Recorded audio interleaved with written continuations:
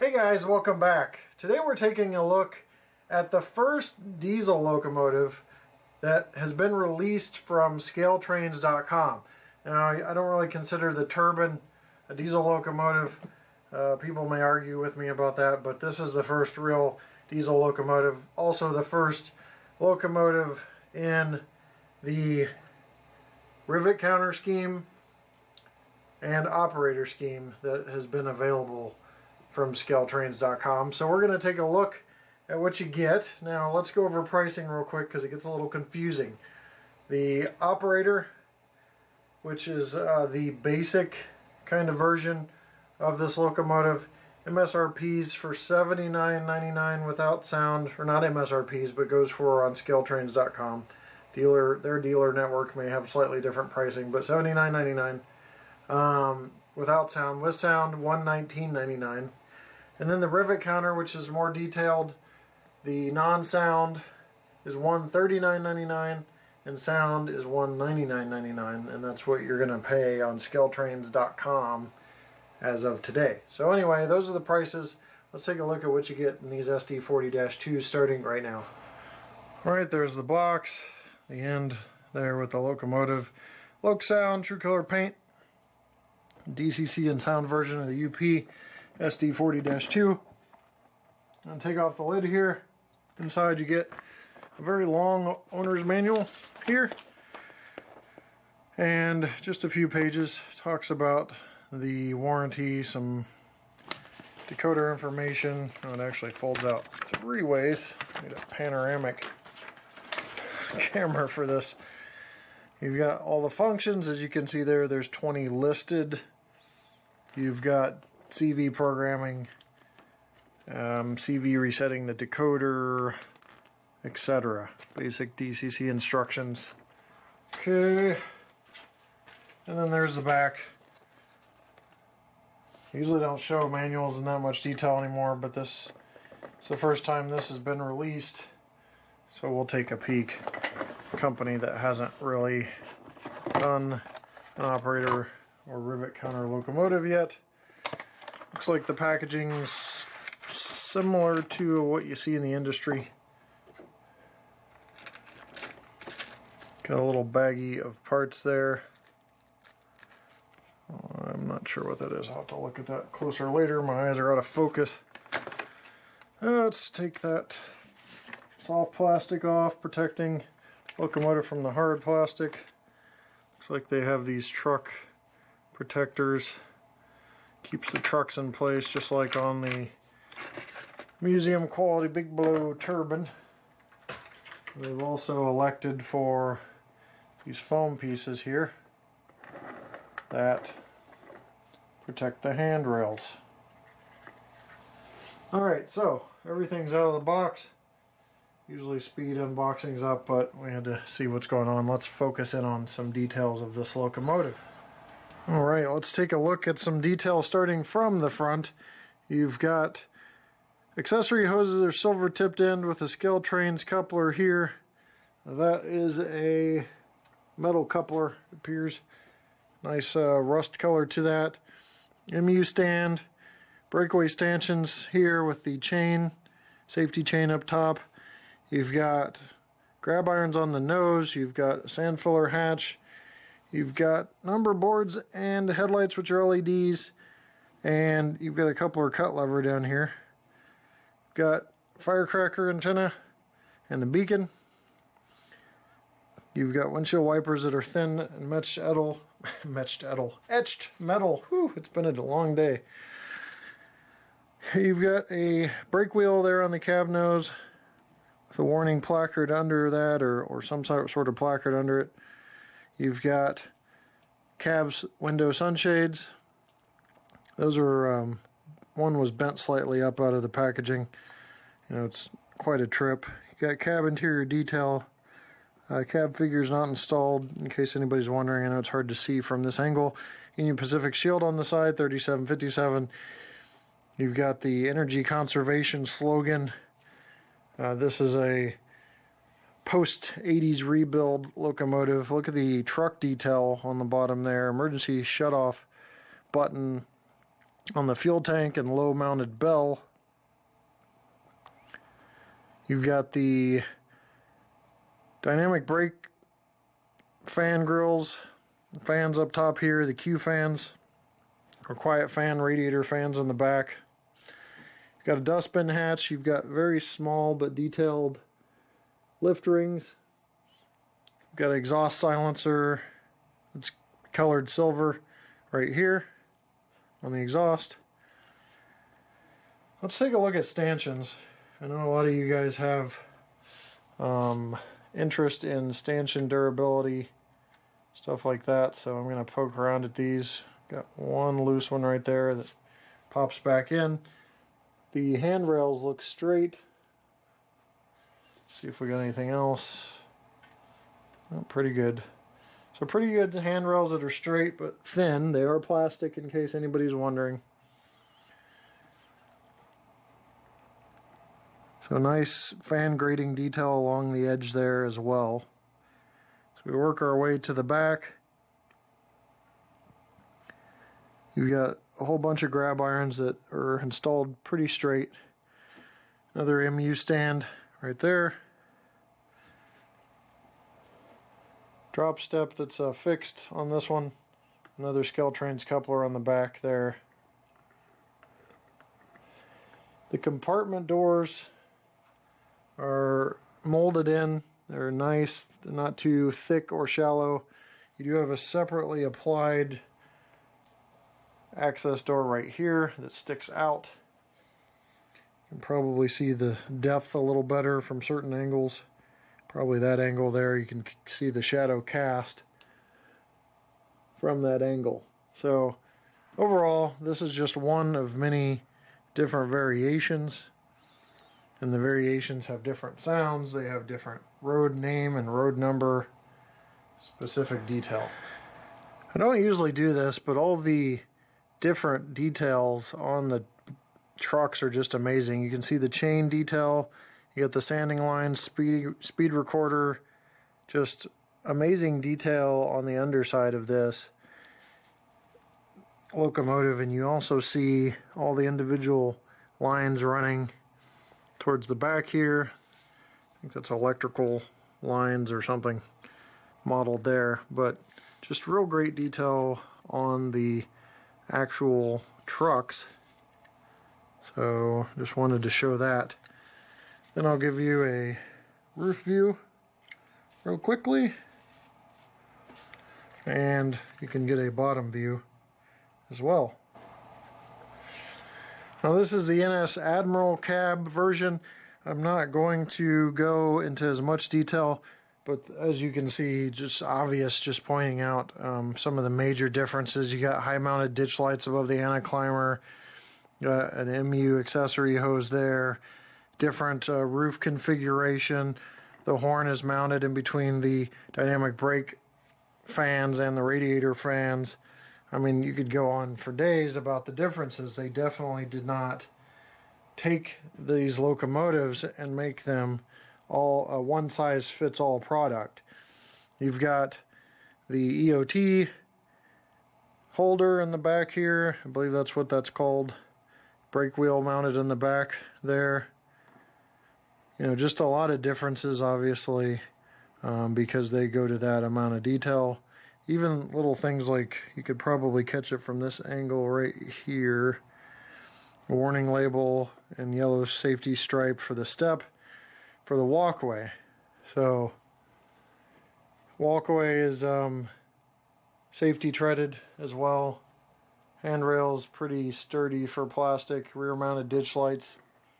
I could go on and on, but as you can see, there's differences per the road name. Now, I can't get into, did they miss something on each road name? I can't dig into the books like that, but from first glance, it looks like things are well executed on this. Alright, another thing that you guys may or may not know is the windows do open and close. I was just kind of playing with that off camera. Here you've got the chassis system. You've got some distinguishing features of this one as well.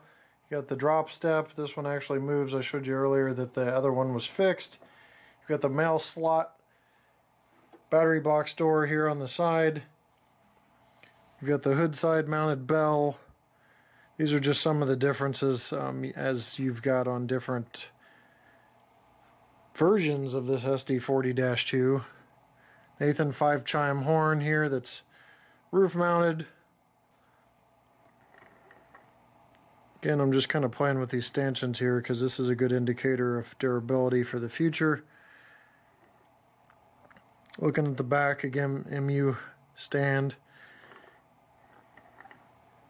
You've got,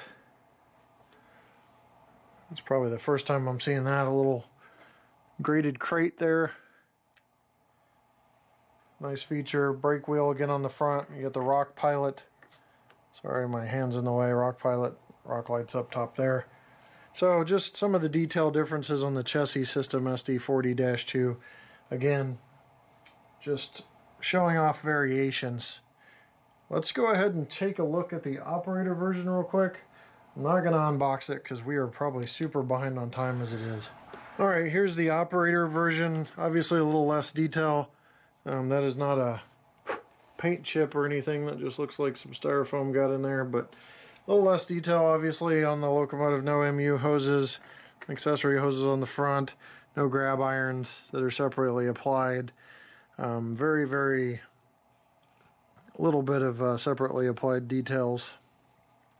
So, but again, price point really low. You still get LED lights. See parts you can add and install on your own. You do get window sunshades, etc. No windshield wipers. Those are things that are different on the operator, but I just wanted to show you that real quick. We'll give this a once around BNSF version here, and we will move along with the review because we really have to get to operation. Alright, we're going to go ahead and start this locomotive up with the F8 button, which is ESU LOKSound.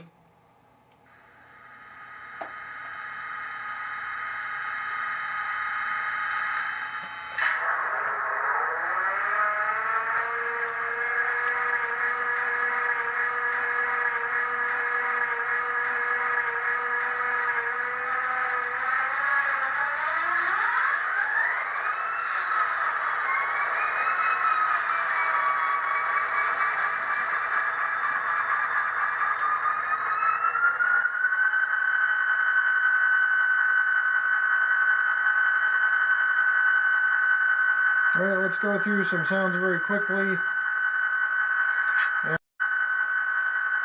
Alright, let's go through some sounds very quickly. Check headlight operation, it works, functions, F1 bell.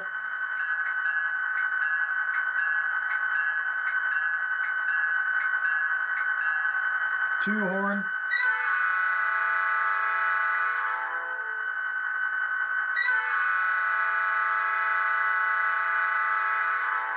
That sounds amazing.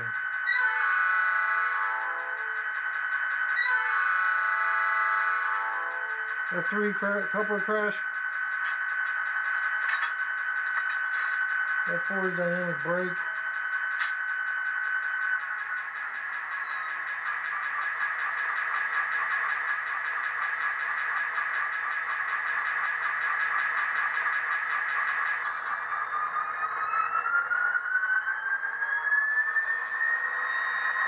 F4 will not let you move with the dynamic brake until you take it off.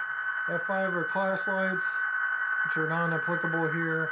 F6 ditch lights, which are applicable here. Nice white LED, no real golden appearance, but no blue appearance either. F6, which we already covered, was ditch lights. F7, further effect lights that are non-applicable here. F8, prime mover will shut down. In this case, you already heard the startup. F10 is the independent braking feature, which handles the brake. If you have it actually set, you can rev the locomotive up. F9 is the drive hold. So with F9 pressed, you can actually rev the locomotive up really high, and then when you let go of it, just like F10 really, it will move the locomotive and it will resume up to speed somewhat quickly. So it lets you play like you're the locomotive is really spinning up to leave, pulling a heavy load, etc. F12 is headlight dimmer, which we can check since we checked everything else. So it looks like it's actually working and turning off the ditch lights at the same time. But anyway, that's it for functions listed. There's configuration variables that change horns. I believe this is the correct horn for this Admiral cab locomotive. Let's check drive. We're going to move at 1 speed step. We're going to go ahead and shut it down. Well, actually, we better not, because I don't know if it'll move. I know ESU, when you shut it down, sometimes it doesn't want to move. So we'll leave the sound on. We'll move at 1 speed step. That is 1 out of 126 on my MRC Prodigy Elite. Very, very smooth at 1 speed step. I don't see any lurching out of the box. 2 speed steps.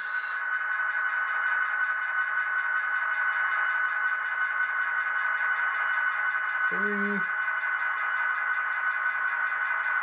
4, and 5. Go in reverse here. 1.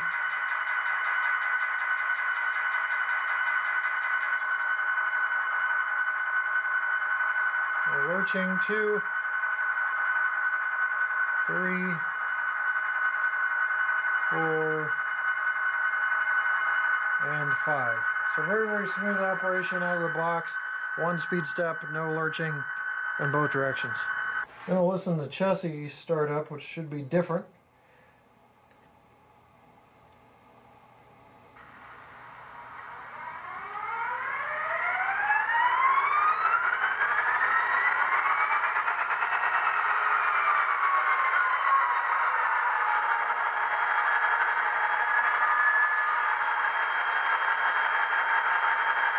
Just a couple sounds, bell and horn, to get the point across of the differences between road names, road, or different versions of this SD40-2.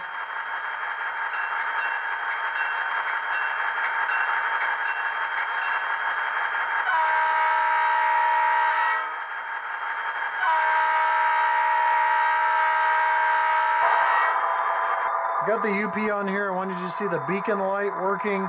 You see the backlit number boards, which are nice without any shine through. You got the rock lights on and the headlights on. So pretty nice lighting effects on this SD40-2.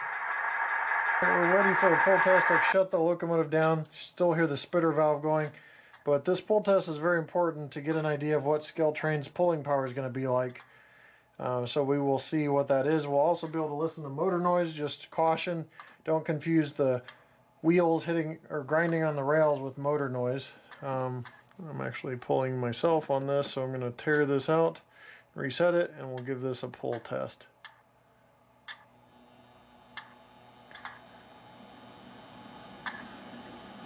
A little bit of motor noise, just a little tiny bit of buzzing. See, we are at 3.5 on the pull test. 3.3, 3.5. That's pretty good. The other industry SD40-2s are in the 2s. So this is significantly better than them. I'd say about time and a half. A check of the KD coupler height.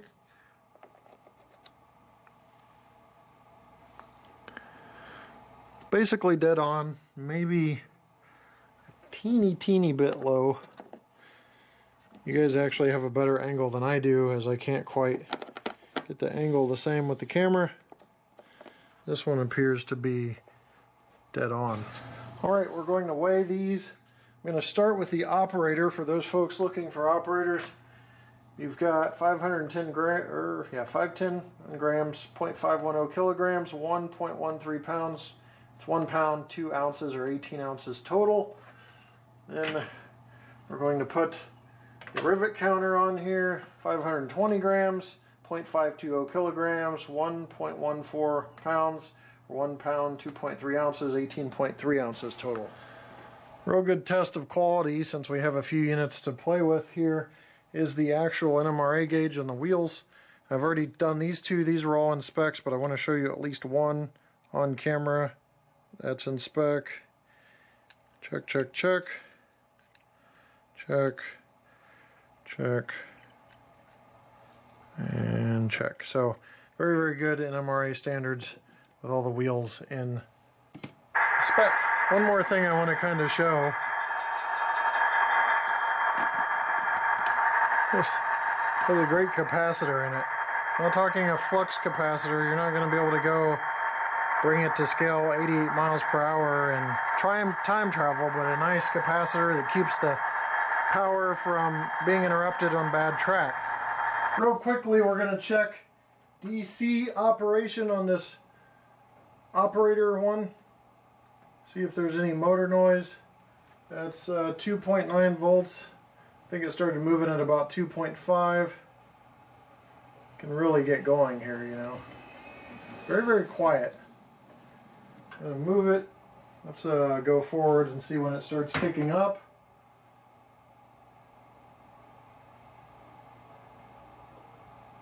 Movement at about 2.5 volts, maybe 2.1 volts on the slow end. On the low end, I should say. Light obviously gets brighter as it moves along, but operation's fine. Headlight and number boards light up. Well, that's going to do it for the review of the Scaletrains SD40-2 and operator and rivet counter schemes. I hope you guys enjoyed the review. Instead of looking at my ugly mug, I will rotate these around while I give you some final thoughts. I think this review was key to seeing how the future of Scaletrains.com is going to unfold with diesel locomotives in the marketplace. The SD40-2s in this case all had better than average pulling power from what we've seen in the market. Better than any SD40-2 we've seen in the market so far. Detail is great. You've got LED lights, plastic handrails that are thin, prototypically correct, and also straight. So that's good that there's not any problems, because I know a lot of people have concerns about plastic handrails. You've got all that great road name and road number specific detail. So they've definitely done their homework. ESU sound is awesome. The variations of sounds, the correct horns, depending on which road name and road number you have, is nice to have out of the box.